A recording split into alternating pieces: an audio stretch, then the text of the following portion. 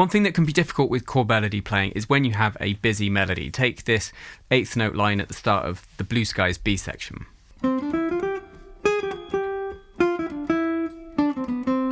the problem is if you try and harmonise every note, it becomes very busy, becomes like a wall of chords, and it can sound very much like an exercise. I've got 3 strategies for this, let's get into it. Now I'm using Blue Skies as an example, and the very first phrase in the melody of the B section goes like this. C, D, E, F, G. The first, second, third, fourth and fifth note of a C major scale. 1, 2, 3, 4, 5. Rhythm 1 and 2 and 3, 4. Got busy first half of the bar and then the half note on beats 3 and 4. If we wanted, we could harmonise every melody note there. That would sound like this. And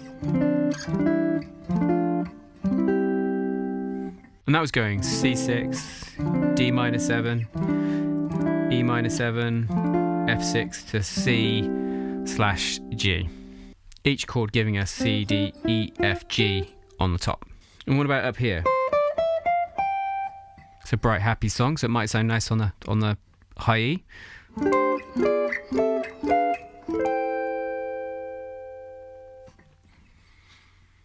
Here we have C6/9, B diminished, C6, D diminished to C6 with the third in the bass. In situations like this, I find those 4-note chords just too much technically, and it just gets too busy. So triads are my go-to. Now the melody is in C major. It's just the first 5 notes of the major scale going up. 1, 2, 3, 4, 5, C, D, E, F, G. Now we get the following triads in the key of C.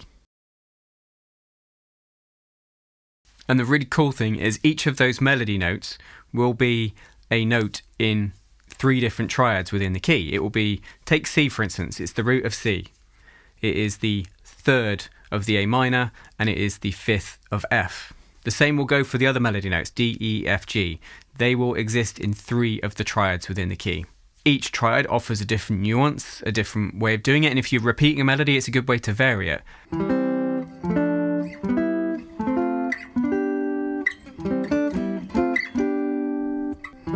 C/E, D minor/F, E minor/G, F/A, G/B. And that's chord 1, chord 2, chord 3, chord 4, chord 5.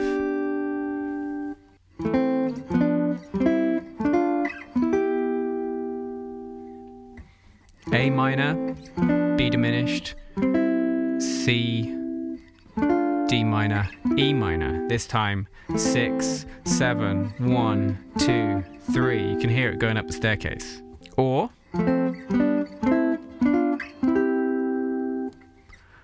F chord 4, G chord 5, A minor chord 6, B diminished chord 7, back to chord 1. Those 3 examples went up the staircase of the scale 1, 2, 3, 4, 5, but you could mix and match however you like these examples.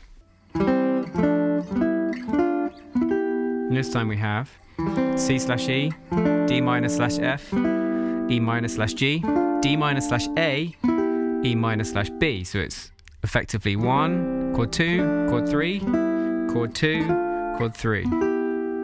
That's the beauty of inversions. How about this one? It's A minor/E, D minor/F, C/G, B diminished to C.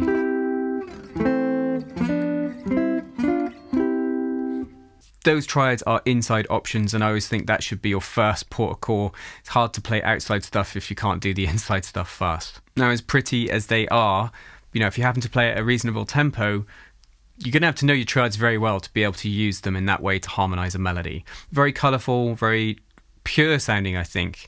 But we could simplify this, but everything we're going to do is very much built upon that good knowledge of triads.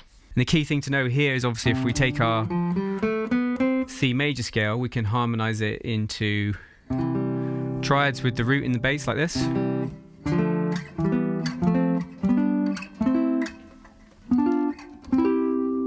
With the 3rd in the bass. With the 5th in the bass.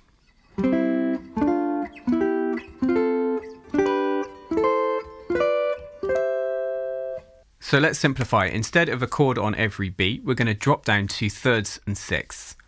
Thirds and sixths are great. They are really just simplified triads, and they give you the movement without swamping the line. So our melody then becomes this in sixth. Now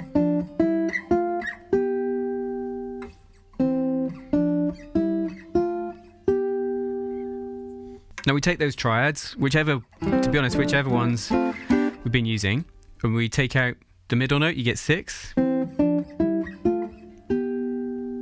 Take off the lowest note and you get thirds.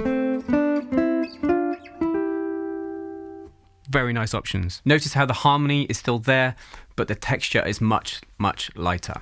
Now here's my favourite trick, and it's not to harmonise everything, to give ourselves less work, and you could maybe harmonise like the key notes in a phrase, like the first or the last note. Let's zoom out to the whole B section. And let's try harmonising just the last kind of headline note of each phrase. So you could do something like this.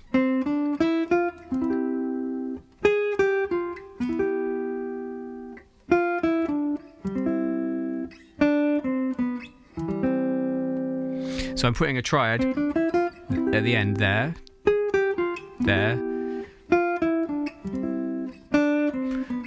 which I think really punctuates it quite nicely. Which triad I put at the end of that melody note? We got 3 options for each one. We could go for the first and last note of each little phrase there, like this.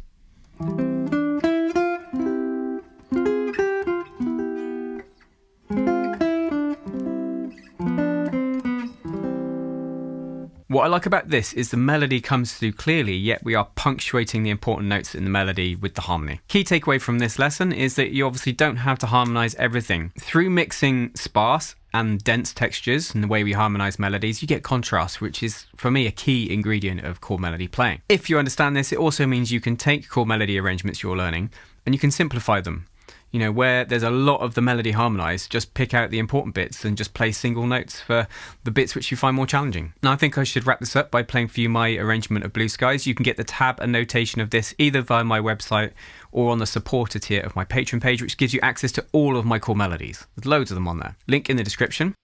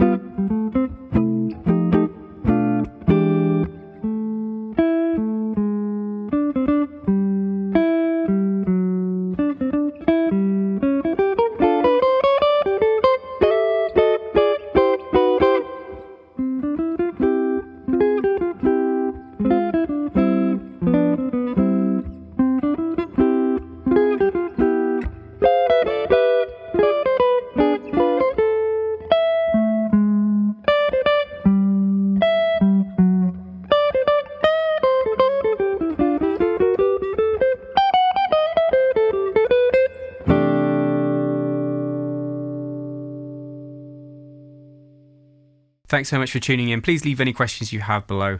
Until next time, you take care.